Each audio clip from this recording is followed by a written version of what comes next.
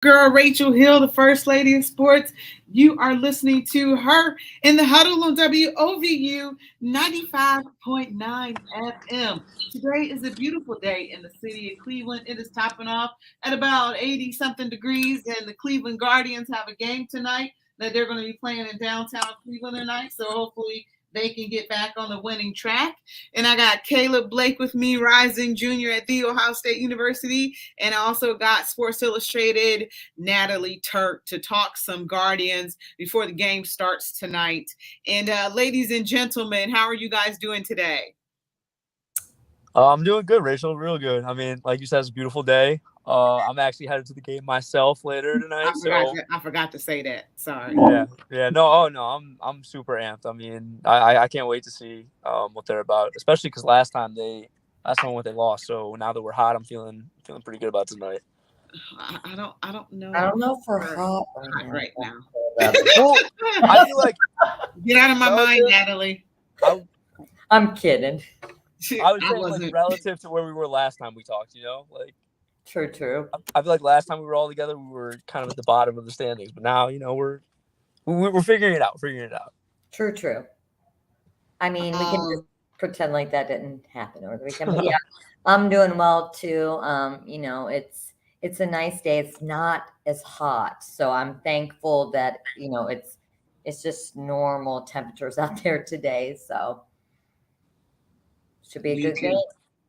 Me too. Super excited. And Caleb's on the way to the game. So that'll be a great thing. And I'll be headed to the game when I leave from here as well. So maybe we can all link up or something like that. I That'll know be I'll see Natalie, but Caleb, maybe we can come down and see you and check you out and see how you're doing for a little bit. But Yeah, let's definitely. get into the Guardians talk, because right now you had a team that just came off of a wonderful road trip where they played Colorado, they played the Los Angeles Dodgers, and they also played the Minnesota Twins. And they went 7-2 in this road trip. And one of the things that we had talked about, and Nat, I'm not sure if you did the show with us, I don't think you did, but how pivotal that road trip would be, for the season as well. And it's a perfect opportunity to see, who this team was going into the All-Star break.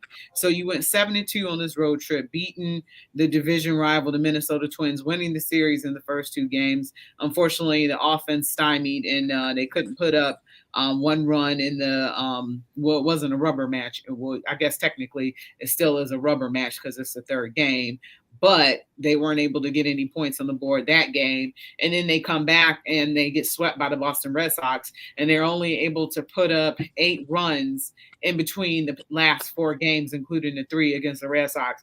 Natalie, what do you think is going on with this team right now? Is it a little bit of fatigue from coming from that long road trip? What do you think's going on with them? So before the game today, we did get to talk to Tito.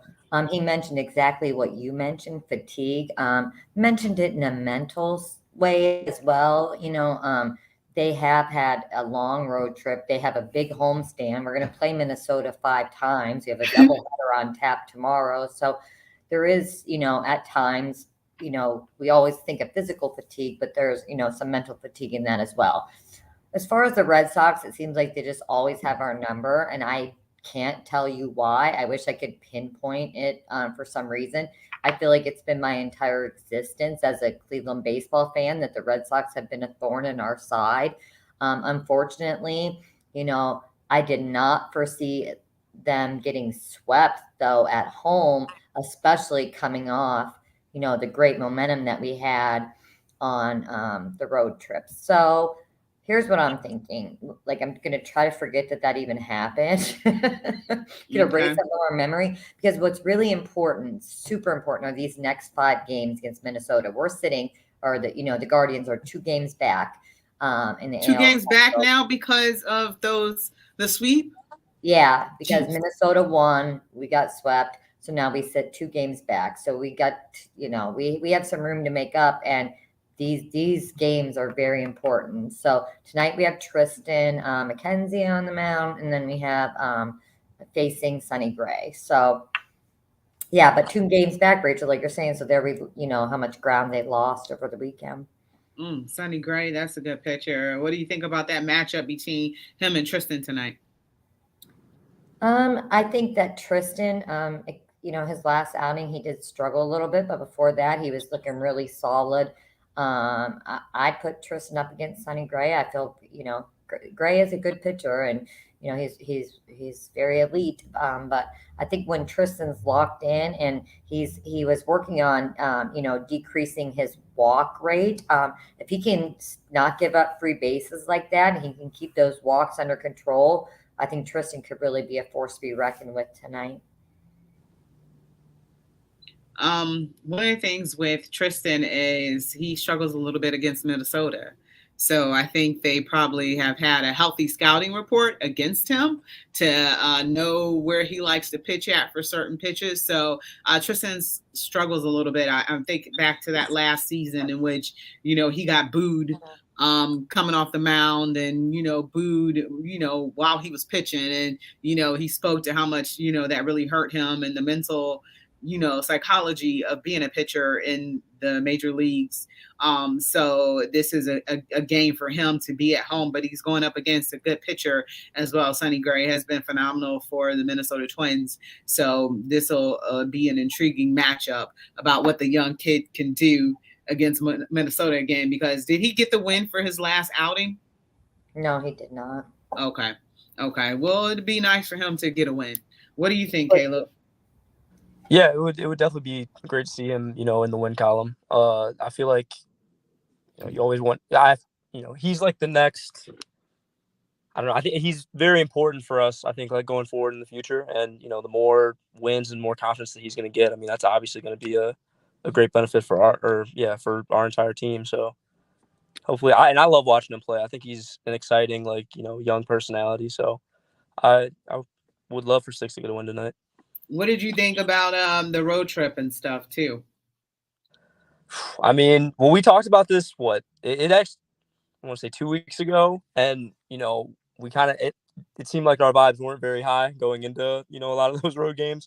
Like we said, I mean, those are pretty big marquee teams like the Dodgers and I mean the Red Sox series didn't go as we hoped, but just the fact that even now I feel like at the beginning of the year, I thought we would have more of this would be a lot of just development and whatnot.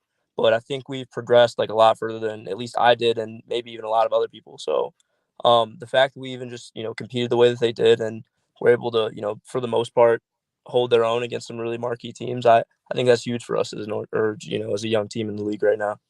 Yeah, I read this quote I think last week because I'd asked Nat about it and rebuilding while contending.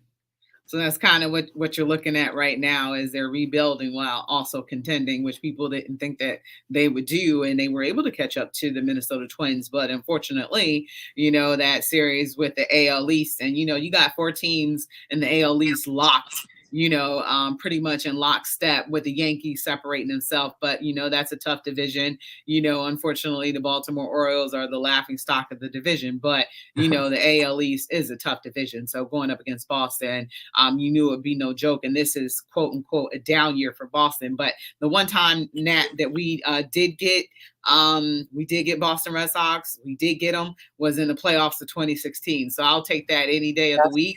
True that, right?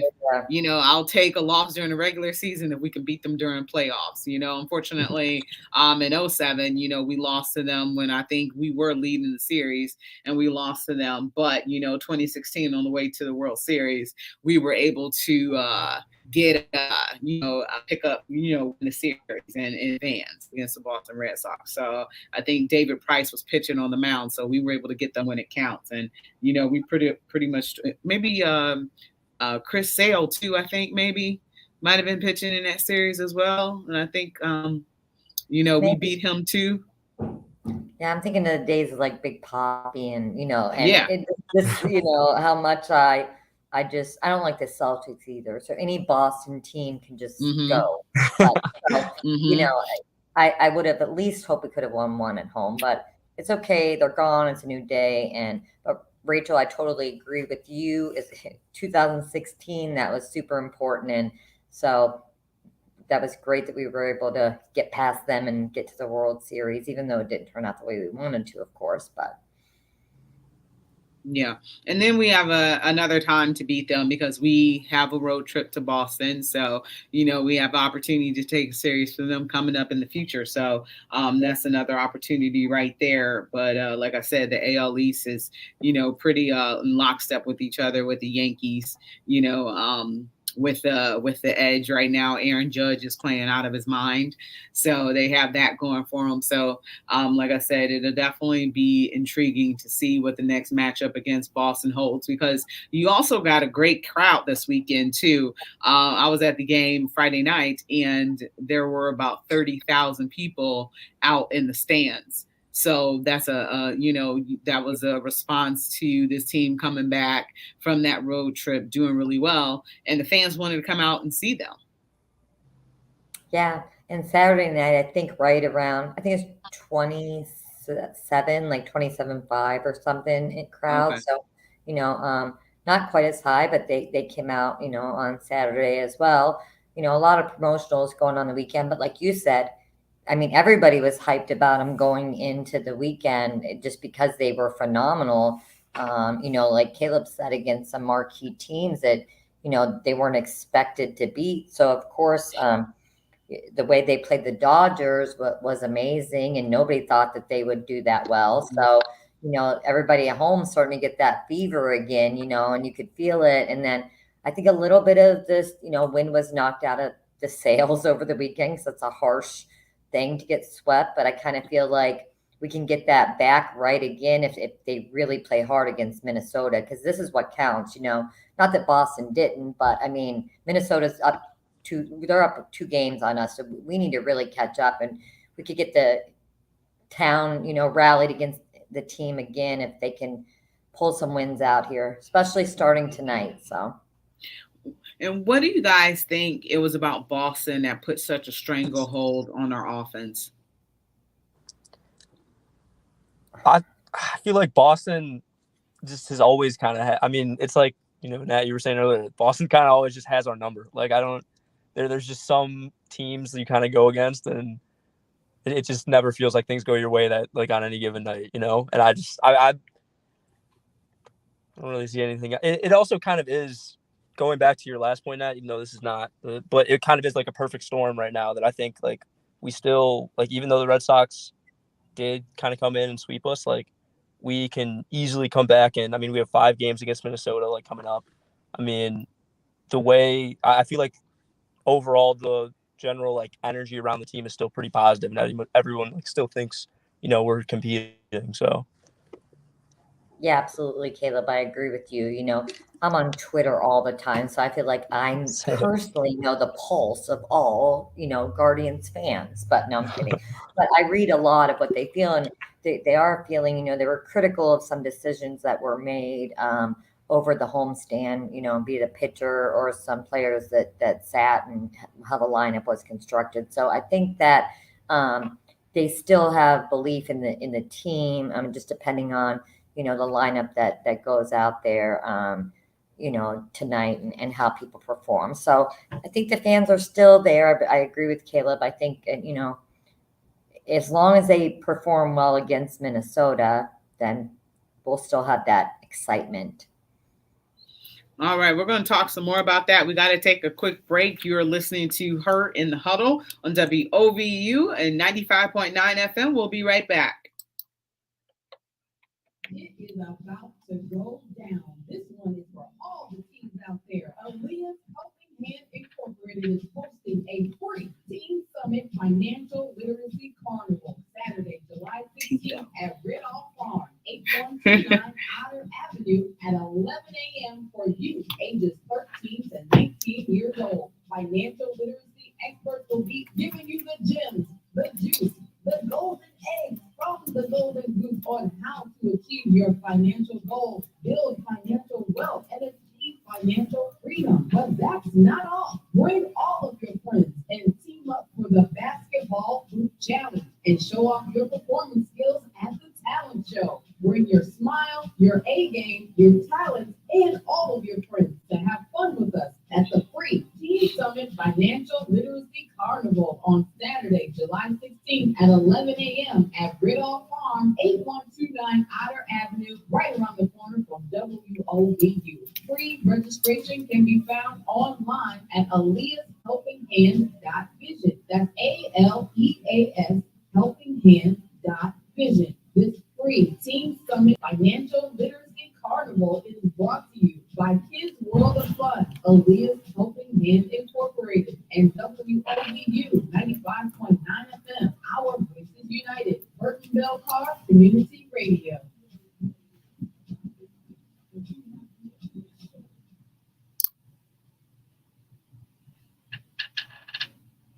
Welcome back to Her in the Huddle with Rachel Hill, the First Lady of Sports.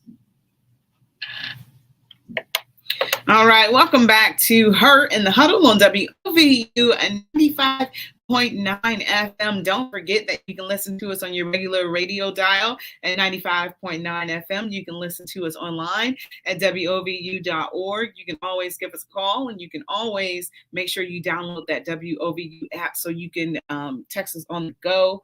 And if you always want to give us a call, join the conversation, 216-271-0959. Thank you for being with us. We have Caleb Blake Rising Jr. at The Ohio State University, and our special guest, Miss Natalie Turk from Sports Illustrated as well with us. And we're talking some Guardians. And one of the things that I said I wanted to get to was some managerial mistakes that Tito has made that he's kind of been killed for. And you started to get into that, Nat, right before we went to break.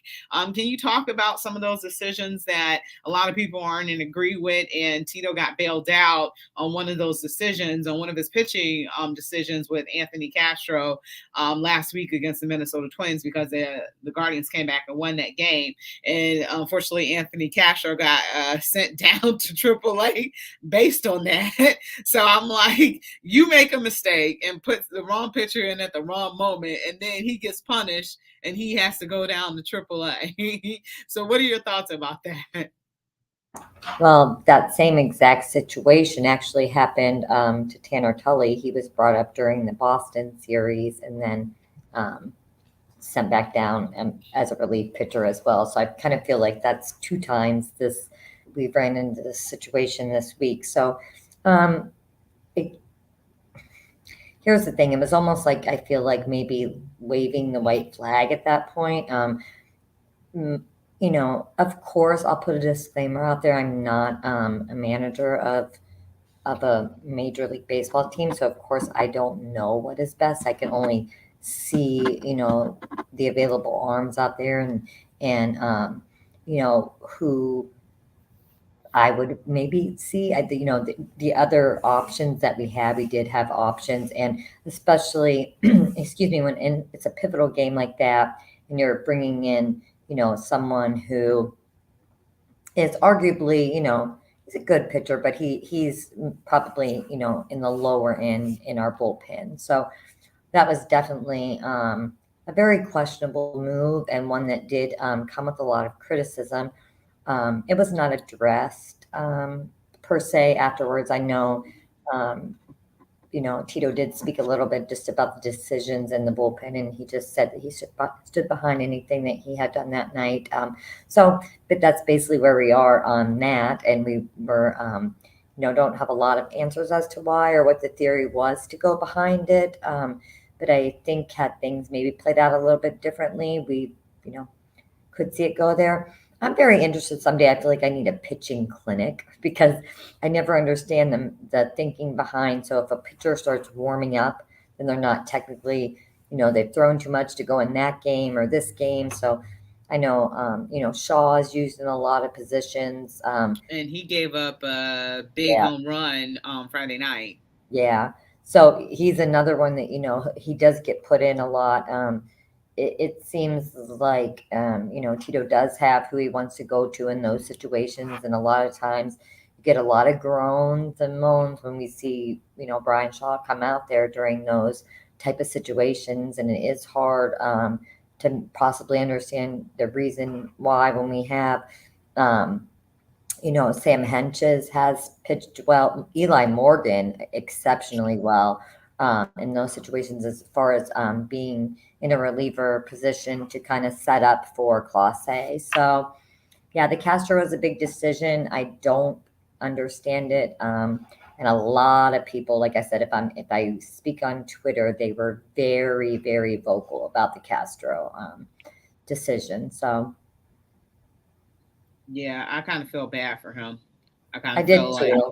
he's being penalized for something somebody else did and messed up. Right. And it kind of felt like so in the same with I said like Tanner Tully. So he gets brought up, he gets thrown in a situation that's kind of pivotal as well, and then he gets sent back down again. So it's kind of hard. I know that Tito has said early in the season though that these young guys need to earn their stripes, and kind of get the feel in, which I agree with that to some level, but I don't want to see them just get thrown in the midst of a high leverage game, bases loaded type situation, and then next day they're back down in AAA. So that's not what I would consider possibly earning their stripes.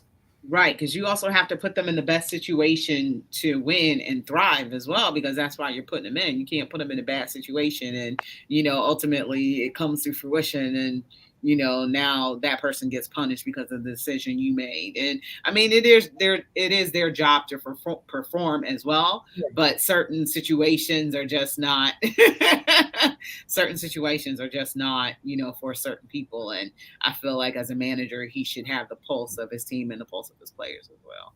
I definitely agree with you, and pitching as well as choosing to, like I said, some of the bats that were on the bench were Quan, and there's just been some differences in the lineup. So I'm interested to see. Naylor was being rested though because he hasn't really looked like he's been definitely not 100%, not even close. Especially just seeing him walking into the media rooms and things. He seems to feel. You can tell he's still physically just not as great as. So Tito did say today after a couple days rest though.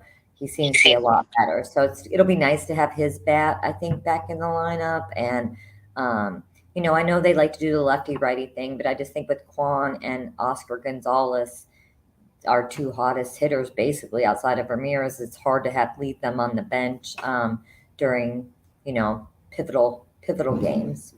Let me ask you this: is Josh Naylor ever going to play in the outfield ever again, or do you think he's going to be a permanent first baseman?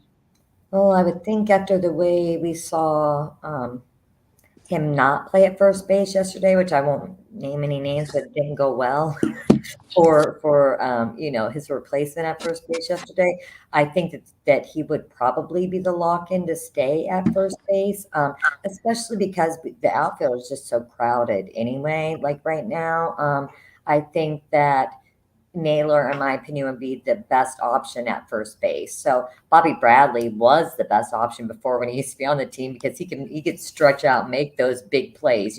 Naylor is definitely built like a hockey player. He's not built like Bobby Bradley. He's not out there doing splits like a gymnastics, to get the outs. But he definitely, I think plays better at first. And with Oscar Gonzalez and Quan and Straw and what we have going on in the outfield right now, I don't think that they need him out there, and they should probably just stick with him at first. So.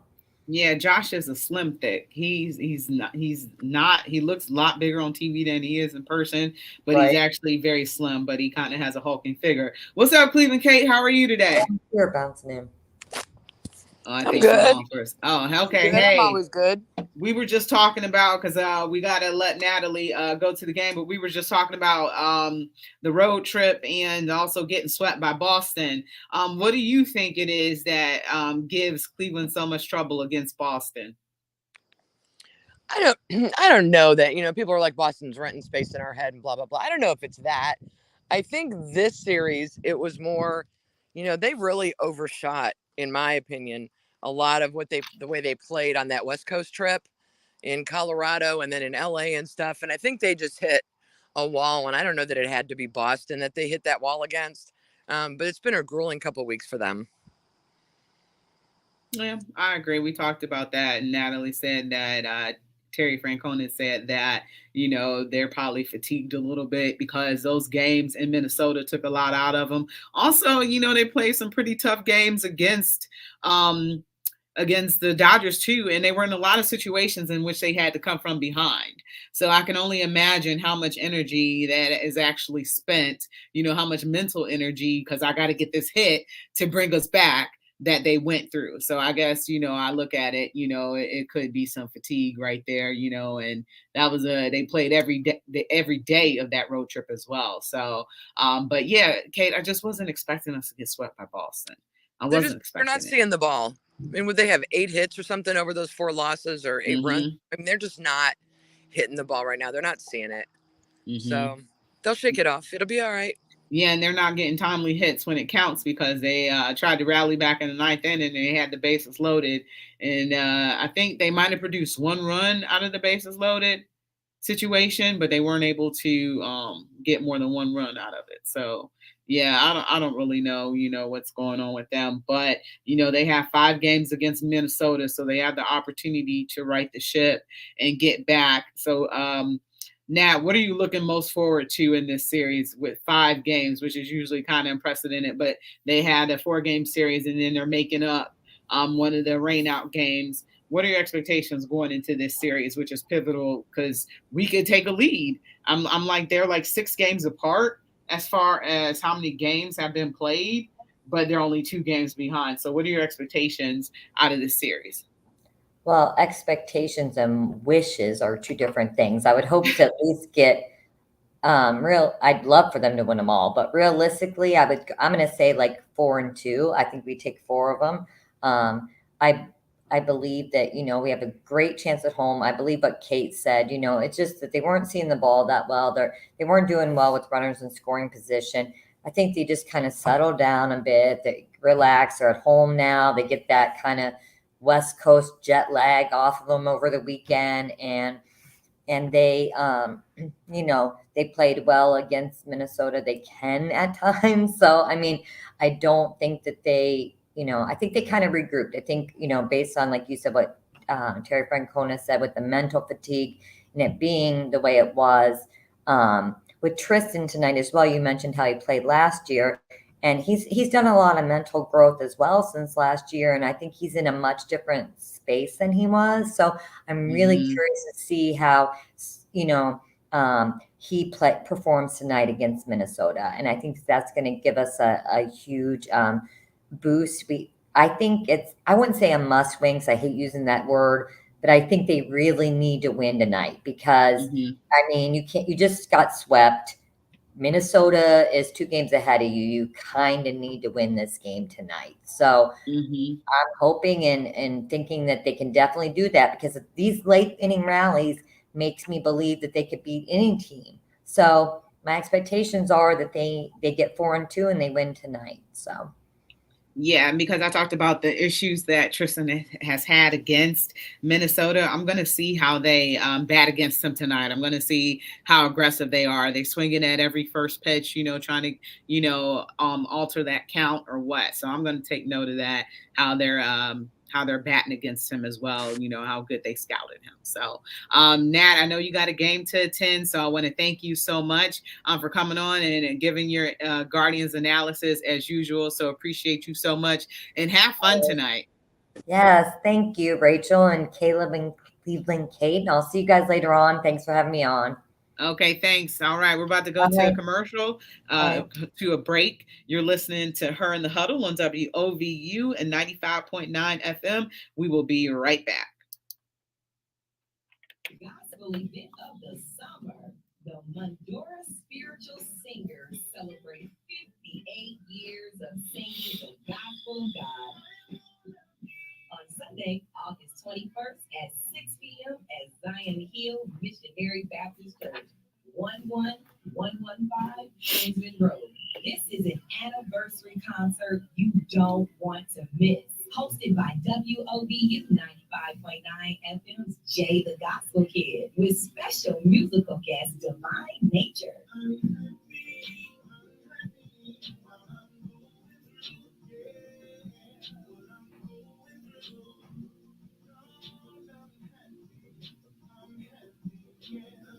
Along with the Christian Brothers, the Gospel Travelers, the Fleshman Singers, the Elite Jewels, the Chosen Vessels, the Spirit Redeemers, celebrating 58 years of gospel glory, honoring the Dora spiritual singers with special guest Divine Nature. Hosted by Jay the Gospel Kid, Sunday, August 21st at 6 p.m., Zion Hill Missionary Baptist Church, 11115 Kinsman Road. For more information, call 216 I don't know why the Wi-Fi keeps like kicking me out. Is 216-302-5811. This Just event keep is coming brought back. to you We're by good. your spiritual singers and WOVU 95.9 FM. Our voices united. Burtonville Car Community Radio.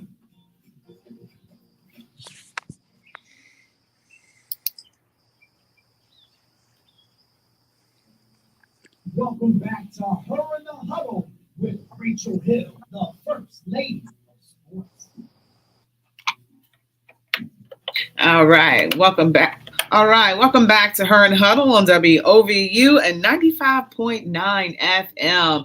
And I got with me Caleb Blake Rising Jr. at The Ohio State University, and Cleveland Kate is with me. She has to come back on. She has some technical difficulties on her end. But one of the things I forgot to mention about baseball action is, I guess Kate is back. Okay. Here. Okay, good. Sorry. He keeps losing Wi-Fi. My camera keeps turning off and off. I don't know why. I forgot to mention, though, talking about baseball, how the Cleveland Guardians got a new minority owner, David Blitzer. So I'm hoping more money comes with that, more money for contracts and things like that. 30% ownership stake. Kate shaking her head. You don't think that he can get more stake in this team and eventually it transfers over to him, or will he get will they not do him right and he goes and buys another team? Maybe, but for now, he paid the Dolans to own part of that team. They aren't going to spend that money. They're putting that in the bank. He's not going to pony up his own money now to help us sign any players at the All-Star break or before the trade deadline. And I don't know that I want them to. I don't know that I want to mess up the chemistry in the locker room by adding anybody new who you're going to get rid of, right? So, I mean, it's nice that the Dolans got, $30 million to play with, but they're not going to spend that on the team. They're just putting that in the bank. Yeah. Caleb, what do you think? Yeah, I mean, I unfortunately agree. We're never, I mean, we always talk about it, like we're never going to be able to actually get to that next level until we actually start investing in the offseason and whatnot. So, I mean, it's room to hope that, hopefully in the future, maybe he can, end up putting some more money towards the team or like actually owning it. But yeah, for right now, I'm not like too excited. Sometimes I wonder what the payroll was, and I got to look this up, what the payroll was with the Indians in like the 90s when they had all those power players and stuff like that. So I wonder what that payroll was like back then. I know they weren't at the top of the league. They were still, about where they are now. Those were all players that we, grew here, right? They came up through our system. We didn't do blockbuster deals to bring in, Tommy and Vizquel and Sandy Alomar. I know we made a deal to get Robbie Alomar at one point. Yeah. But like everybody else kind of, grew up through here. So I don't know that I don't believe we were like in the top 10 most, biggest salaries back then. I think we did a lot with what we were spending. Yeah, I remember those days. Caleb, you wasn't the John born Hart just yet. era when we had our. I was gonna say that was right. It's actually funny you guys bring that up though. I'm wearing like a shirt from the '97 season, like you to the game tonight. But I wasn't around for that. Yeah, exactly. You were not around for the John Hart days, which is it goes down in Cleveland Indians / Guardians lore. So moving on to basketball. So the basketball news, I guess I want to start off with was congratulations to Kevin Love. He got married this past weekend. Just kidding. I don't care about that. But no, he did. Yeah, congratulations. He married a Kate. I mean, he didn't marry me. Thank God. I'm already married. That'd be a problem. But nothing wrong when you marry a Kate, right? Kate and Kevin. So cute.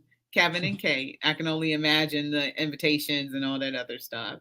the KKs, and how they played fun with how they played off of that.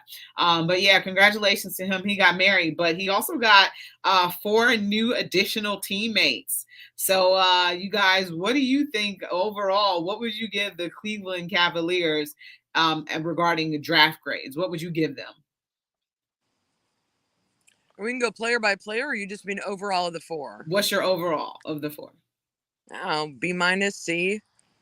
Okay. I still don't understand picking up Diop. I'm just like, all right, but I would say like a B, like overall. I think like getting Ochai at 14 was he was the perfect fit player. I think he is like the most NBA ready to come in and actually contribute like to a winning team on day one. I actually wanted AJ Griffin was still on the board right there too, and I really wanted them to take him. But I mean Ochai was the way better fit, and so I think that grade is or that draft grade alone was already an A. And then bringing in Isaiah Mobley too, I think that's like that's exciting. He's a solid prospect. I think he has a lot of potential, and it'll keep Evan Mobley happy. And then I mean the other 2 picks like the Diop pick I wasn't really sure, and Luke. I really was indifferent about that one too. But I thought overall I left it with like we left and got better. yeah. I mean, I'm not NBA draft girl. I've tried. I get it. I don't ever get it right. The last time I actually really looked and studied and cared and wanted a player was Colin Sexton, and we're still not sure how that's going to turn out. So I'm just like, I'll stick to my NFL draft. I know what I'm doing over there. You hear what I said? They picked Anthony Bennett. Oh man. Last time you did draft pick. Yeah. Andrew Wiggins. Yeah, and sometimes you wonder what could be, but unfortunately, we had to give him up to get Kevin Love, and that gave that we got a title out of it. So that got us a title. I can't complain about any of those moves. Yeah, he doing good. He got a title now. He making lots of money and stuff like that. First All-Star game, All-Star starter. So, right now Andrew Wiggins can't complain because, he had to grow and mature and things like that. So, at that time you were getting a really raw player because remember, he was supposed to be the Canadian LeBron James. I don't even know what that means. Like when I first heard it, I was like, does that mean he's white? I don't get what being a Canadian. Like, is that a Canadian thing? I don't get it. He plays hockey in the off season. I don't know. Well, they were saying he's supposed to be as good as LeBron James or the future of LeBron, like the future LeBron James. But, obviously that didn't happen. But right now, he's in a good system. But I agree with Caleb, and I don't know where you're at with this, Kate, but on the Ochai Jabi, Abaji. That's it. Ochai Abaji. I agree that it was a great pickup. One of the knocks is that he stayed in college for all 4 years. And one of the things why I don't like that is because in college is where you learn how to become a basketball player. You don't learn how to be a basketball player in the pros. You learn how to be a basketball player in college. And that's where you learn the most that you're possibly going to learn about playing basketball. So I hate that knock on that players because you see, especially like when you get to the NCAA tournament, you'll see how a lot of these schools, have older players and they knock off these one and done teams for the most part. Sometimes a dog gets his day, like Mercer knocking off Duke. You've had people that played together all 4 years and they've learned how to play basketball where, you got a flash in the pan that leaves after 1 year. So I just hate that knock on players who stay and play out their collegiate years and they get penalized or bashed for not leaving early. Well, especially now, because 2 of those years were COVID years, right? Yeah, so they weren't that's normal true. years. You didn't have all your games. You didn't practice right. Tournaments were weird. So you really didn't. It's not like he played 4 full college seasons. I think he stayed for that last year because of COVID, because he really needed more time to refine his game. And there were a lot of players who made that decision, both last year and then again this year, the ones that chose to stay for 1 more year. Because you needed it. You needed it from a developmental standpoint. And it also got him taken in the draft. There's only 2 rounds in the NBA draft, right? Mm-hmm. 60 players out of all those guys we see running around the court in the tournament, only 60 of them are going to get drafted. And so if they feel another year working on, skills and the fundamentals and, stepping up and taking a leadership role in the locker room as seniors, I got no beef with that at all. Yeah, he stayed and became a proven winner And he by stayed winning the healthy. national championship. Yeah, and he was the most outstanding player in the Final Four, so it was a great Final Four. So to get an award like that, is pretty impressive. Out of all the teams that played, the Blue Bloods, the only Blue Blood that didn't make it was Kentucky. So I think that's pretty impressive. Caleb, what are your thoughts about Ochai Abijabi? Let me correct Oh, we myself. lost him again. He'll be back when Oh, he can. oh, okay. Well, let me read I Cavs just think it's Nation. adorable that we got Evan Mobley's little brother. How I much fun know. is that So going to be in the locker room? Is he going to be carrying his brother's gym bag? Is he going to be harassing him in the shower?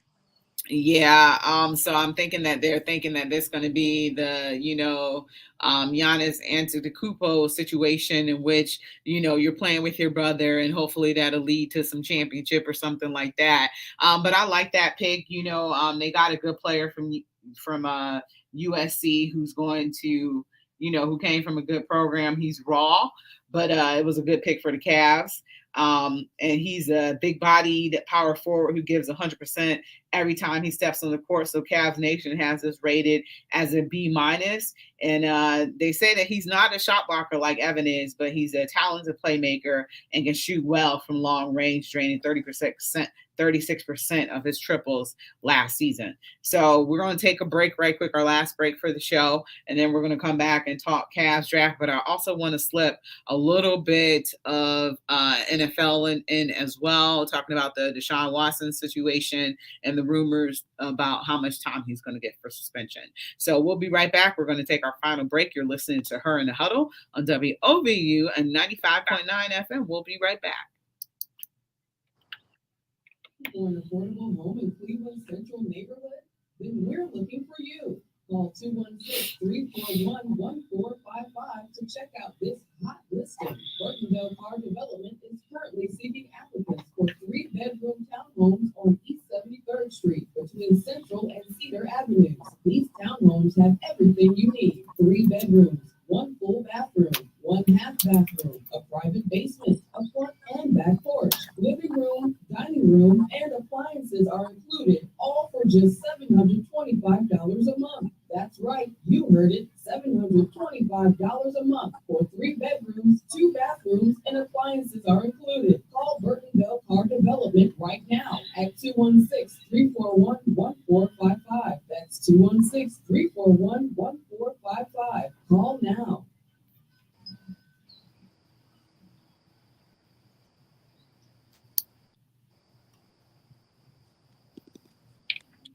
Welcome back to Her in the Huddle with Rachel Hill, the First Lady of Sports.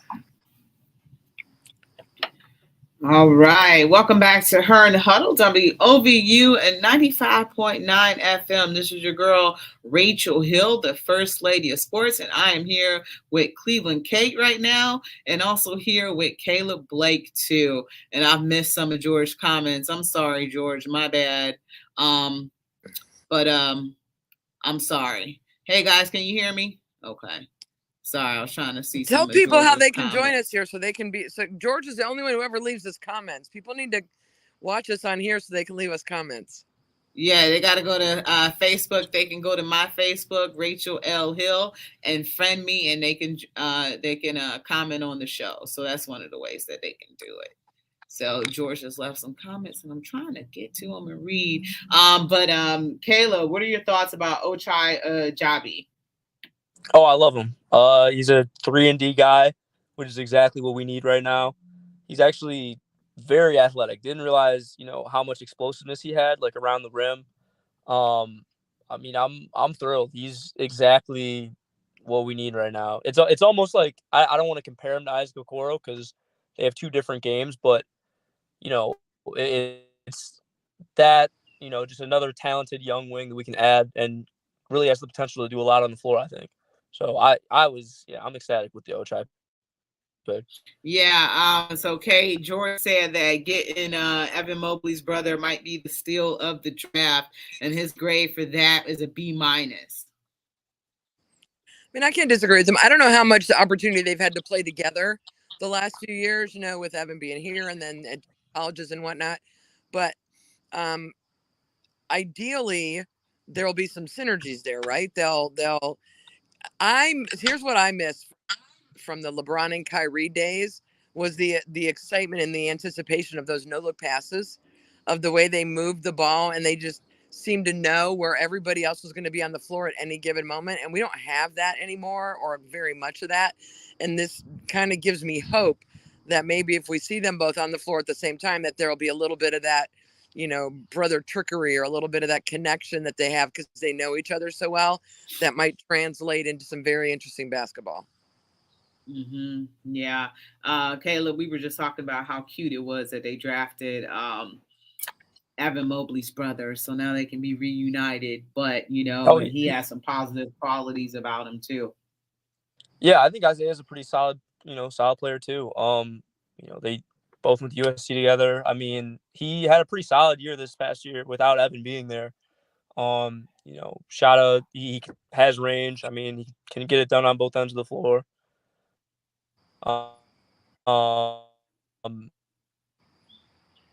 Yeah, I mean, I'm excited about the Isaiah pick too. So, I and mean, if like this if was the keeps Evan NFL Mobley happy, draft with that's 7 rounds, always a great thing. I mean, stars that way. with 7 rounds and all of that stuff going on, I could see the Browns doing something like that, like taking someone late that's related to a player just to be nice about it. I don't see the Cavs doing that when there's only 2 rounds. So it's clearly a nice to have, and maybe they took a look at him because he was Evan's brother, but he's got skills on his own. He absolutely deserves to be drafted in the NBA just for what he brings to the table. I actually heard someone say that today, that, well, they just got him because he was Evan's brother. And I'm like, dude, there aren't enough picks to waste to just pull somebody because it's Evan's brother. That's not how the NBA works. I think they're expecting them to have the same basketball IQ, same skill set, and things like that. One of the things I wanted to go back to, and I don't mean to be jumping all over the place, with um, I don't want to butcher his name because that's so disrespectful.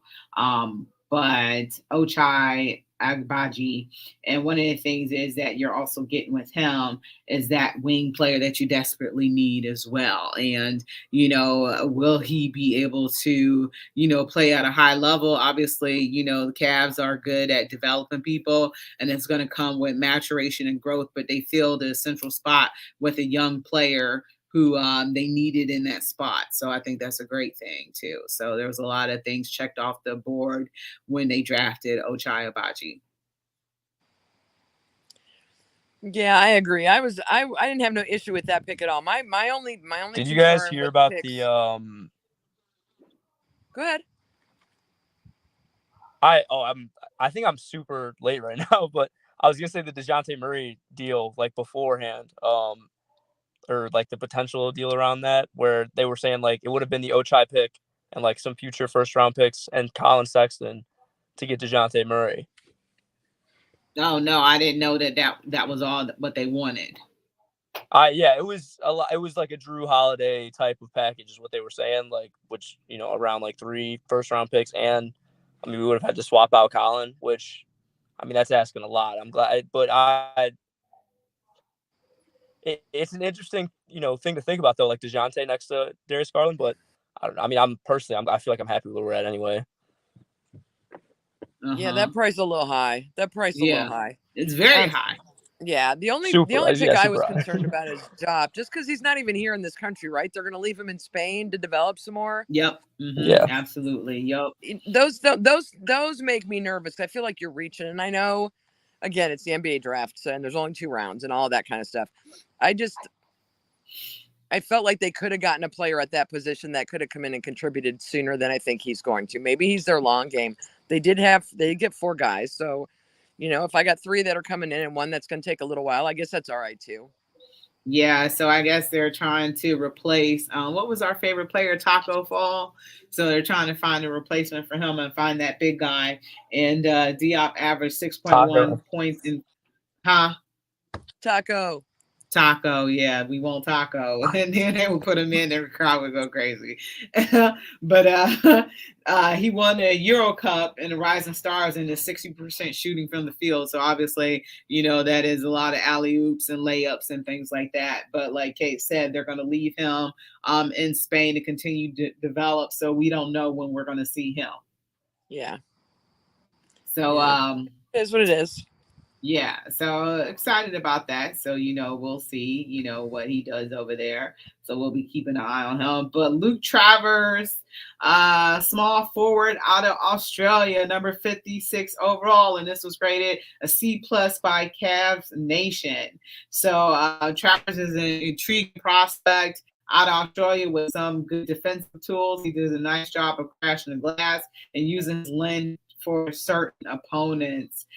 So he's been a playmaker for Perth in the NBDL, but his shooting could be very poor, and that could be make or break for him at the NBA level. What do you think the organization's thoughts was with this pick, Kate? And they were comparing him to Delhi. Oh God. I know. I know.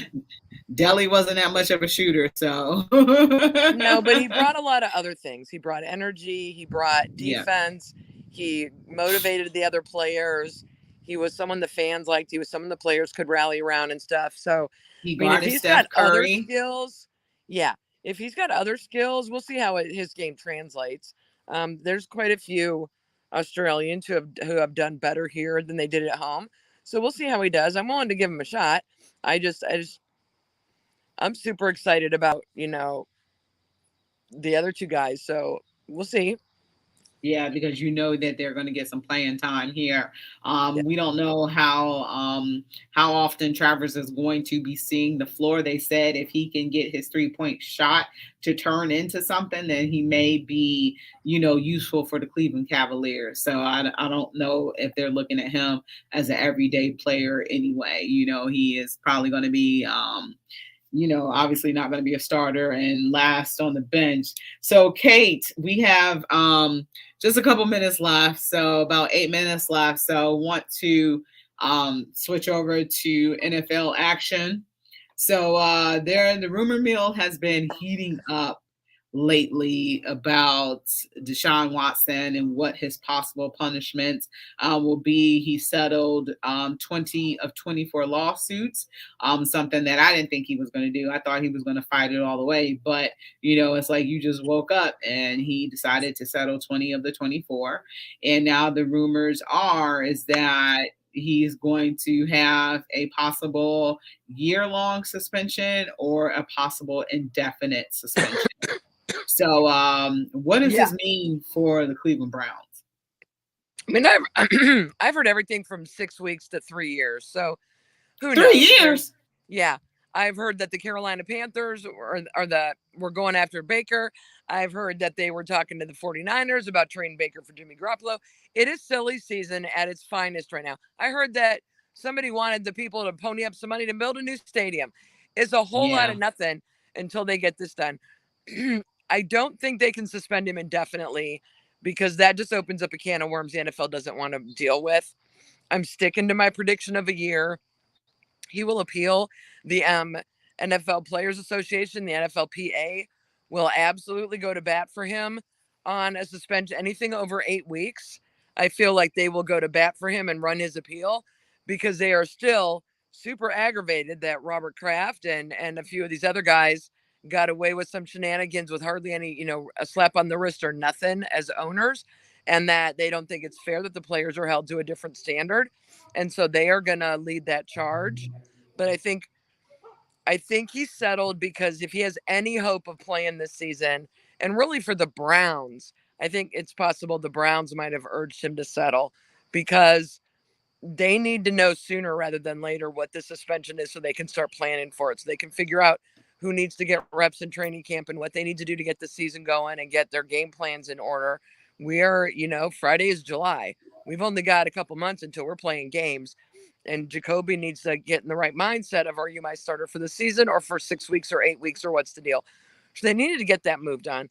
I'm not sure if the NFL is now going to wait to see what he does with these other lawsuits or if they're going to go ahead and make a decision. I know they had hearings this week. I know that one of the women asked to testify in front of the NFL, which should be interesting.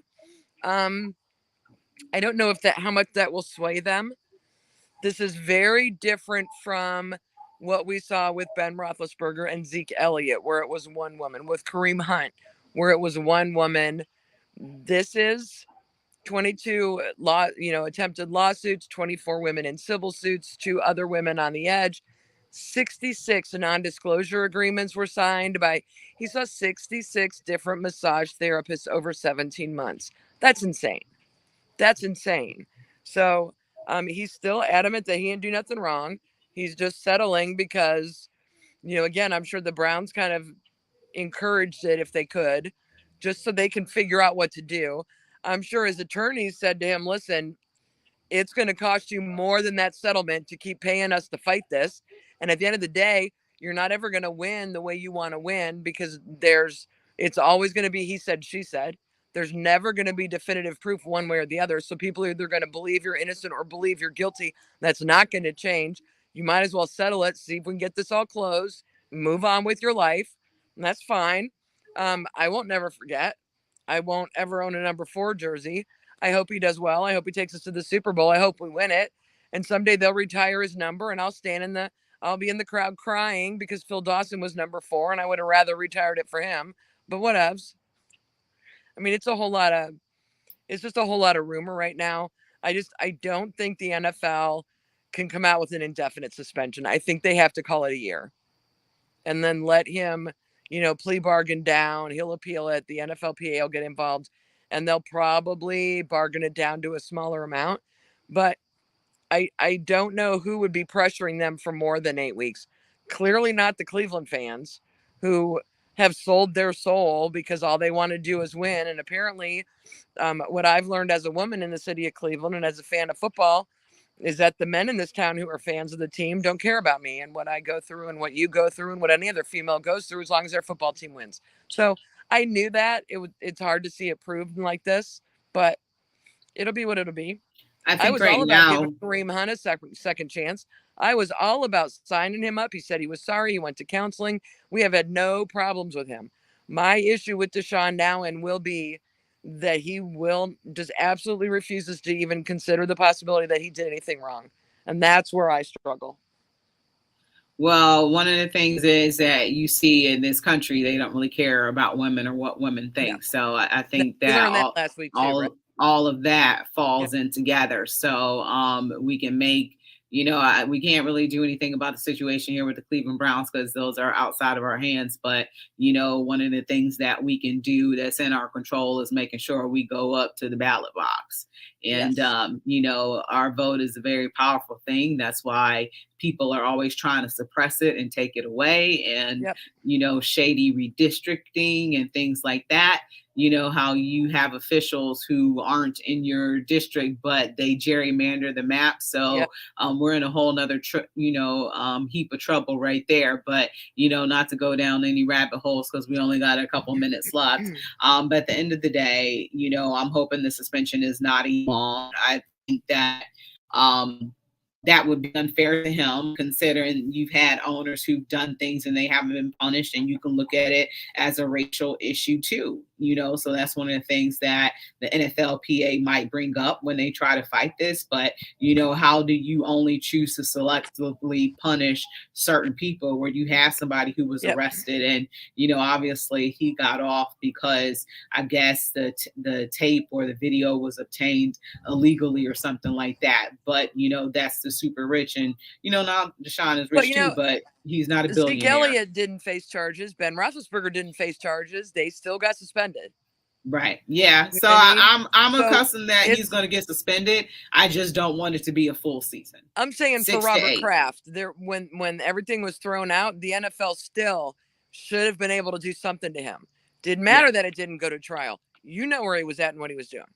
Yeah, but once again, he's a powerful white man. Yeah. So the rules, they make the rules. They don't apply. And he's not the only one. He's not the only one of the owners that's done some shady stuff. Oh yeah, absolutely. Absolutely.